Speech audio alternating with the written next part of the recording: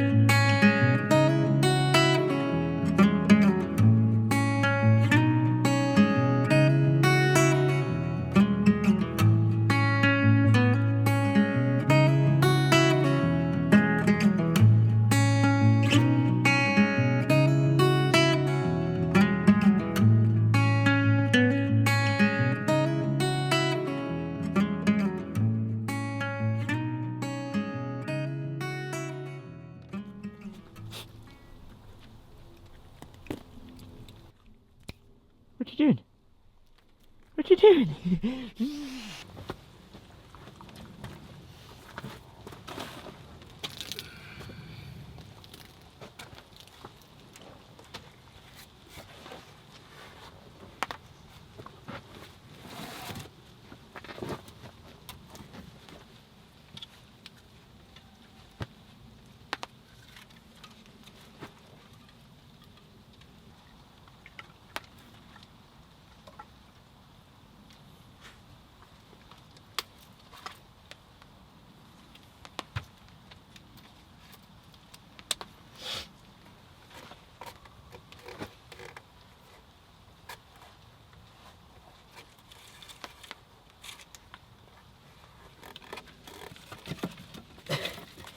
It's alright.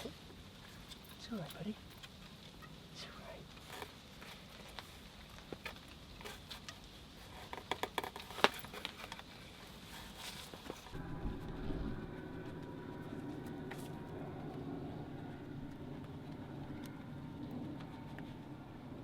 Yes. No.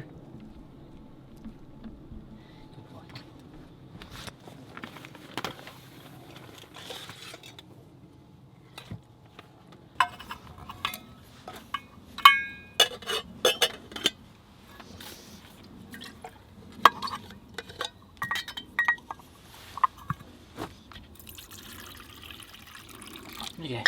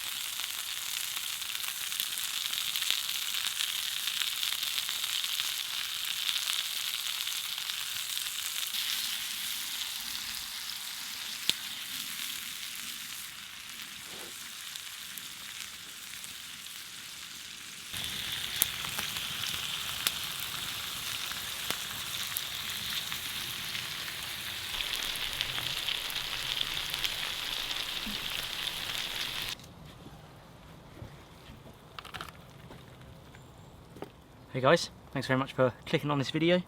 I'm here with Jax, he's down here staring at me because I've got a lovely steak, some pepper, red pepper, and some onion as well. Forgive me, I know I'm not meant to cut in a frying pan, but it's got to be done, guys. Look at that. Oh, look at that. Beautiful. Mmm. Mmm. I've also got me some Lushington Sunshine Pale Ale from Skinner's Brewery down in Cornwall, when I went down in Cornwall with Emmy and Jax, well, last week I think it was. So, can't go wrong, pale ale, bit of beer. That's the loudest. That went like 50 feet over there. That is the loudest bottle opener I've ever had. Oh, my ear's ringing. Oh, that's lovely. You can't beat a good beer and some steak and being out in the woods at camp. Mmm. No. Give you some in a bit, mate. Just begging me. In a minute, guys, I'm going to go through everything that I've done here at camp. There's loads that I've done to prepare it really for winter, because winter is coming, as they all say in Game of Thrones. But yeah, I'll show you everything I've done here at camp just to help prepare it really for the harsher conditions in the winter, which is here in the UK. It's generally not too much snow, but it's mostly very strong winds and a lot of rainfall. So just trying to prep it all ready for, hopefully it won't be too harsh this winter, but you never know. And yes, for those wondering, I do have food for Jax, don't worry. I'll just whack some oil in the pan, chopped up some red peppers, and then half an onion, half a red pepper, half an onion, just to give it a bit of flavour. Put a bit of steak spice on it, and it goes down an absolute treat. Let it go in all those juices. Mmm.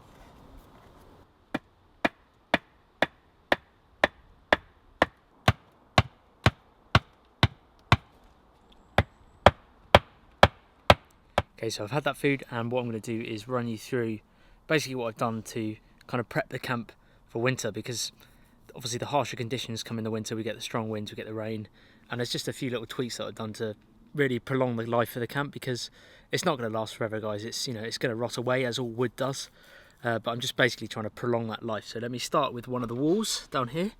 So this is kind of like a double wall, and a lot of people say, why have you got 2 logs in your walls, not 1?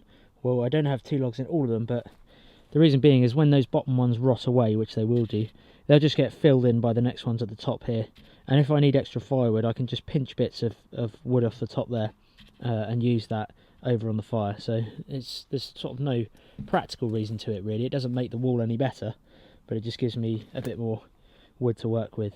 So I've reinforced the poles. I've got, you know, these are the old poles here. They're much thinner. I've still got the old cordage there, but I've got thicker poles and better cordage. I've gone for sort of Hessian rope, really, Hessian kind of twine. I've put another pole here in the middle, just because every time we sit on the seat down here, down there, you're leaning against the back here generally, and it's pushing the wall that way. So this stake is wedged really deep in there just to prevent that.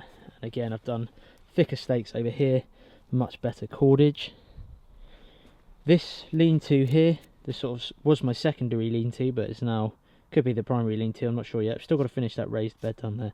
But what I've done is, this was just resting on the wall here, and it's putting so much pressure on this wall and the other wall over there. So what I did is I actually got a stake, and it's now all resting on that stake, and another stake that side just over there, it's resting on it, and I need to put one just to support underneath here as well.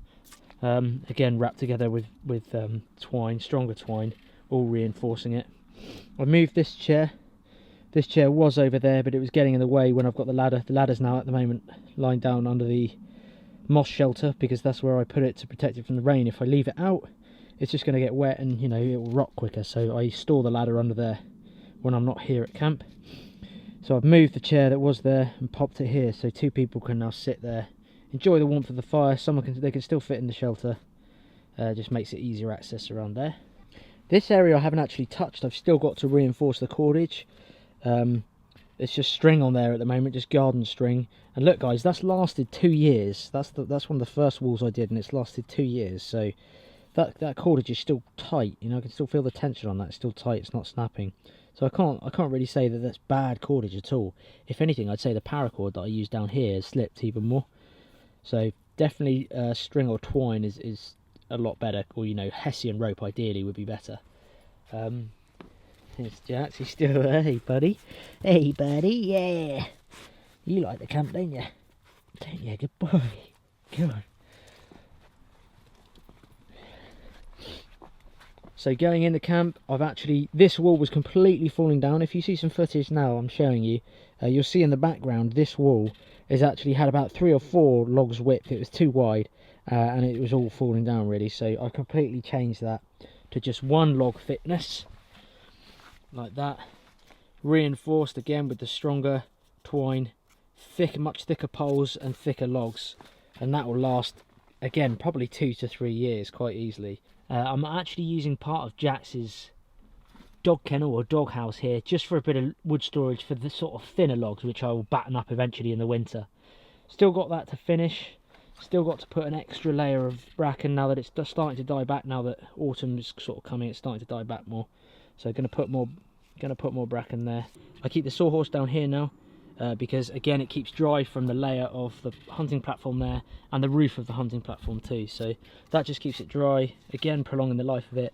I've still got to change the cordage, all the cordage along there. There's bits of old fishing line that I've had, but I'd like to get some twine on there. Pink, although practical, fishing line doesn't look very good, so it's not very bushcrafty. So I'm going to change that eventually as well. So with the ladder, I've actually changed the string that was on there. It was, although it worked, it wasn't practical for long term. So again, I put some stronger twine on it, and all the cross struts there. And like I say, I take this down and I put it under this shelter every time I go, because it just prolongs the life of it, stops the wood getting wet. Because under here there's a tarp, and then loads of logs as well. So it's going to be, and the moss on top, it's going to be completely dry. These are all spare logs that were from that wall here. So this wall here had about twice that many logs, which I didn't need. So I've kept them all. Going to chop them up eventually, saw them up, store them in here probably. As you can see where Jack's is, it's much better seating arrangements now. Obviously I've got to change the rope on that, but this is as much as I could do today, really. So I've got all that done. There's that extra pole that's now supporting the whole of the shelter there. It's not putting all that weight on the wall. And got to finish the raised bed as well. Fire pit's the same, haven't changed that. I've patched up the moss this side on the moss lean-to, because there was areas where it just basically blown down and it wasn't doing any good, any protection there. So I've layered much more moss on there, ready for the winter rains. Down here you'll see I've reinforced stakes every sort of metre, half a metre really, and that's because all that moss, when that gets wet, it's like a sponge and it just absorbs all the water, keeps it there, retains it, and then it just makes it so much heavier. There's so much weight on that lean-to shelter. So because of that weight leaning down like that, it's skidding out underneath at the bottom. The sort of wood poles that are up here, these wood poles are all skidding down, and that's what was starting to happen. It was starting to bow out here. So what I've done is I've just staked in some thick stakes all along there, just to help again prolong it. It won't last forever, but it will help to prolong it a bit more. So I've made a start on the log store. Unfortunately I can't fill this up all in one day. It's going to take a while, so each time I'll come back here, I'll chop up some logs, saw them up, sorry, then I'll split them, and this is where they're going to go. Yeah, that's where they're going to go. You're going to go on there. Ooh. Most of them are about this size, but there's a few... Yeah, it's too big for you, buddy. Yeah, it's too big. It's too big. Look, there's one for you. There you go. He's gone. Most of this size, but there's longer ones at the bottom. Again, I'll change this. I'll get different sizes throughout the winter. Every time I come, I'll just put more on. I also have over here. Doesn't look very bushcrafty, but it's practical. So I just take a few logs like this off there, a bit of black tarp, wedge it in with some logs, and that just keeps it dry then throughout the rainy months when it's going to be tipping down. These can only support, you know, they're not protecting it completely from the water, so that's just there to try and keep it as dry as possible, really. I have left some out that will season, you know, throughout the winter. They'll absorb the water, then they'll dry and absorb the water and dry, and that's really the way you should do it with logs to get, you know, really efficient long burning logs. But that's the plan anyway, is just keep most of them under here, keep most of them dry, because I'm only going to come here, you know, on occasions. I'm not living here. Also, where I've tidied around the camp here, it's a big bit of birch bark there, but where I've tidied around the edge of the camp here, because there's deadfall all around this woodland. There's so much dead wood. Look, you can see a huge tree dead down over there. There's so much deadfall, and what I've done is I've collected it all up. I've just stacked a load of deadwood here. Now, although it's not amazing for burning, it can be used. It will create a smoky fire, and I can use it to smoke food, smoke bacon and meats and fish and things like that. It will still burn, it just won't burn as efficiently as the logs in the log store. But camp is looking good. Hunting tower is still intact. It's suffered some strong winds, but it's still going really well. Really pleased with it. Thank you to everyone who watched Camp Update 11, where I built this. I think it's had over 1 million views already, which is incredible, so thank you. Still a little bit to do. There's the other wall that I finished, and I need to build, where I've done a wall this side, I'd like to do a wall this side, because this is the poorest side of the camp, really. Look, I've just stuck some old rhododendron bush there, so that needs another wall there. So there's always work to do. Well guys, thank you very much for watching this video on preparing my camp for winter. I hope to do many more videos here now over the winter. I try to keep my content as varied as I can, mix it up a bit, do different sort of overnighters in different woodlands, but this is definitely a winter camp. I've got plans to move the tarp up. I'm going to need probably Dad's help with that, because we've got to restring it up higher. There's loads of little bits to do, but I've done the majority of the work I wanted to do before the colder weather and the stronger winds come in the winter. Thanks so much for watching all my videos. I really appreciate it. You know, thanks for hitting the like button if you have. Thanks for subscribing if you have. If you haven't, please click the subscribe button. Be sure to tick that little bell notification so you can get all your notifications. And thanks again for all your support. Me and Jax really appreciate it. See you soon in another video, guys, probably next week.